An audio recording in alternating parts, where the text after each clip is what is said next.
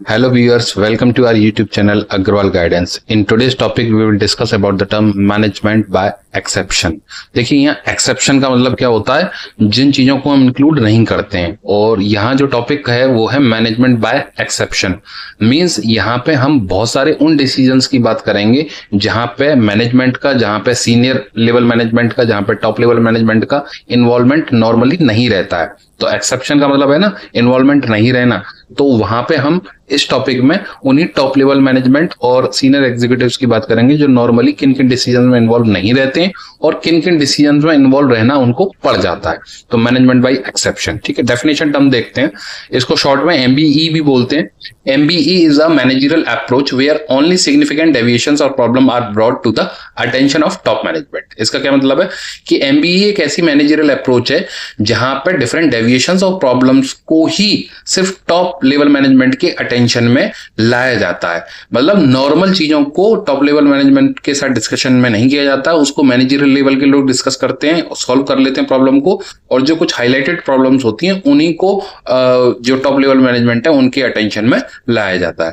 इसके बाद थोड़ा दूसरे टर्म में इसका एक्सप्लेनेशन देखें, जो हाईलाइटेड एरिया उसको देखिएगा, where there is a deviation from set standard norms, business practices और any other financial goals like profit deviation, quality issues और इंफ्रास्ट्रक्चर इश्यूज। इसका क्या मतलब है कि अगर किसी भी कंपनी में कोई नॉर्म से रिलेटेड, स्टैंडर्ड से रिलेटेड, बिजनेस प्रैक्टिसेस से रिलेटेड और कोई अदर फाइनेंशियल गोल या प्रॉफिट डेविएशन से रिलेटेड, क्वालिटी इश्यूज से रिलेटेड, इंफ्रास्ट्रक्चर से रिलेटेड कोई एक मेजर इश्यू अगर क्रिएट होता है तो टॉप लेवल मैनेजमेंट उसमें इंटरफेयर करेगा।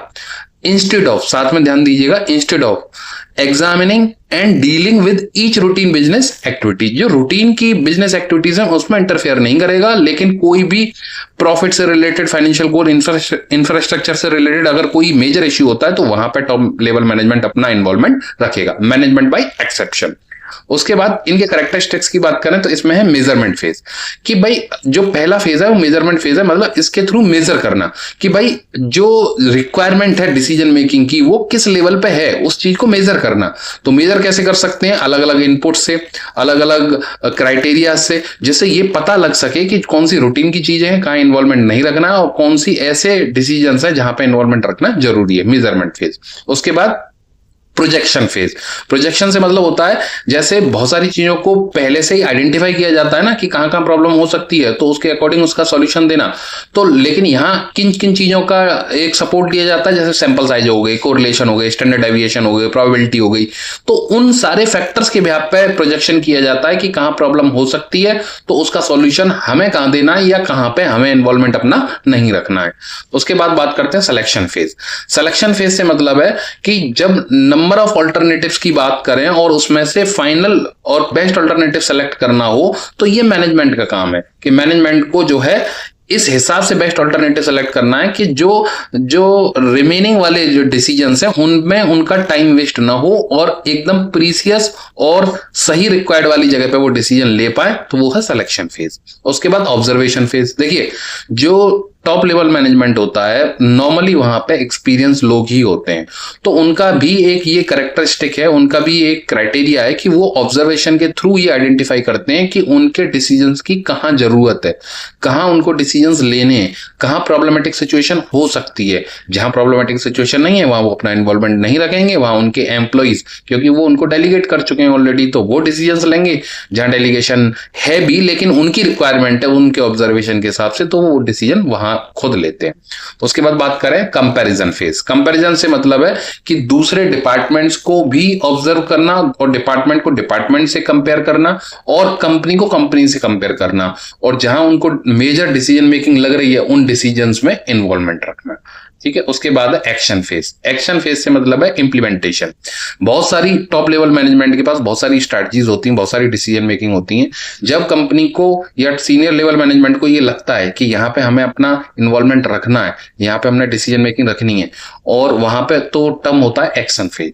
तो वहां चीजों के एनालिसिस के बेसिस पे वो जो सीनियर लेवल मैनेजमेंट है वो अपना एक्शन फेज को इंप्लीमेंट करता है। इसके बाद हम बात करते हैं principles of the main term, like principles of management by execution. Exception.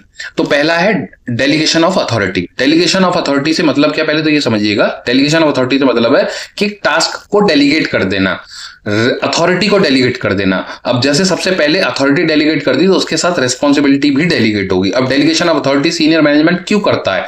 जिससे वो रूटीन की चीजों में इन्वॉल्व ना हो, जिनको जो टास्क दिया गया है, जिनको जो अथॉरिटी दी गई है, वो उन टास्क को प्रॉपर तरीके से टाइमली परफॉर्म कर लें और उनसे रिलेटेड डिसीजंस ले लें। Delegation of authority. उसके बाद है सिस्टमैटिक अप्रोच। सिस्टमैटिक अप्रोच से क्या मतलब है कि भाई हर ऑर्गेनाइजेशन अपना एक सिस्टम डेवलप करके रखती है, चाहे वो डिपार्टमेंट वाइज हो, चाहे वो हायरार्की वाइज हो। क्यों रखती है? जिससे डेली बेसिस की जो प्रॉब्लम्स हैं वो अपने एक सिस्टम से सॉल्व हो जाए, वो सिस्टम अप्रोच को ही फॉलो किया जाए। अगर किसी भी ऑर्गेनाइजेशन में सिस्टम अप्रोच फॉलो नहीं होगी तो वहां पे मिसमैनेजमेंट होगा और वहां पर रूटीन की चीजों में भी मैनेजमेंट को इन्वॉल्वमेंट रखना पड़ जाएगा। जबकि मैनेजमेंट की अप्रोच क्या है मैनेजमेंट बाय एक्सेप्शन में, कि उनको डेली रूटीन की चीजों में इन्वॉल्वमेंट नहीं रखना है, इस वजह से वो सिस्टमैटिक अप्रोच को फॉलो करते हैं। उसके बाद प्रोफेशनलिज्म। देखिए जिस ऑर्गेनाइजेशन में जितना प्रोफेशनलिज्म होगा उतने ही वहां पे चीजों के सिस्टमेटाइज होने के चांसेस ज्यादा रहेंगे, क्योंकि professionalism basically delegation of work को भी सपोर्ट करता है और एक सिस्टमेटिक अप्रोच को भी सपोर्ट करता है, जिसके थ्रू सारी चीजें, जिसकी जो डेस्क डिसाइडेड है, जिसके जो टास्क डिसाइडेड है, तो प्रोफेशनलिज्म के थ्रू वही बंदा उस टास्क को परफॉर्म करता है।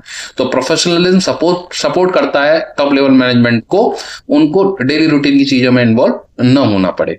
उसके बाद बात करें तो फिर है सेंस ऑफ लीडरशिप। देखिए जब delegation of authority top level management ने डिसाइड करती है तो जो बंदा जिस टास्क के लिए रिस्पॉन्सिबल है वो अपने आप में उन लीडरशिप स्किल्स को डेवलप करे और जो रूटीन की चीजें हैं उनके डिसीजंस को वो अपने आप ले। ये सेंस ऑफ लीडरशिप है कि भाई आपके ऊपर अथॉरिटी है तो आप उसकी रिस्पॉन्सिबिलिटी भी मान रहे हो ऑर्गेनाइजेशन को लेके, और बहुत सारे डिसीजंस को आप अकॉर्डिंगली मैनेज और कंट्रोल कर रहे हो। Sense of leadership. उसके बाद बात करें टीम वर्क। देखिए टीम से मतलब होता है जब एक कलेक्टिवली टास्क को अचीव किया जाता है एक कॉमन माइंडसेट के साथ, तो वो उसको टीम वर्क बोलते हैं। अब टीम वर्क का बेनिफिट क्या है कि अगर टीम वर्क अच्छे से परफॉर्म करेगी तो जो ऑर्गेनाइजेशन के गोल्स हैं वो इजीली अचीव होंगे, और इजीली अचीव होंगे तो वहां पे जो डिसीजन मेकिंग है वो मैनेजरियल लेवल से ही सॉल्व हो जाएगी और इसमें बहुत ज्यादा केओस क्रिएट नहीं होंगे और ना ही मैनेजमेंट का इन्वॉल्वमेंट रहेगा, टॉप लेवल मैनेजमेंट का। तो it is all about the term team work. उसके बाद एनालिसिस की बात करें। देखिए जब जो टॉप लेवल मैनेजमेंट है उसके एनालिसिस में सारी चीजें होती हैं, उसकी डिसीजन मेकिंग में सारी चीजें होती हैं, लेकिन कंपनी से रिलेटेड बहुत सारे ऐसे एस्पेक्ट्स होते हैं जो फंक्शनल लेवल और बिजनेस लेवल पे बहुत सारी चीजों का एनालिसिस किया जाता है। जब चीजें अप टू द मार्क होती हैं तो हो सकता है टॉप लेवल मैनेजमेंट अपना डायरेक्टली इन्वॉल्वमेंट न रखे, लेकिन बहुत सारी चीजें जब फंक्शनल बिजनेस लेवल में अप टू द मार्क नहीं होती हैं और टॉप लेवल मैनेजमेंट को ये लगता है कि अगर उनका इन्वॉल्वमेंट नहीं होगा तो चीजें यहाँ रूटीन में न रह के डिस्टर्ब हो सकती हैं। तो उस एनालिसिस के बिहाफ पे टॉप लेवल मैनेजमेंट अपना इन्वॉल्वमेंट हर एक लेवल पे भी रख के और डिसीजन मेकिंग कर सकता है। और तो it is all about management by exception. Thank you so much for watching.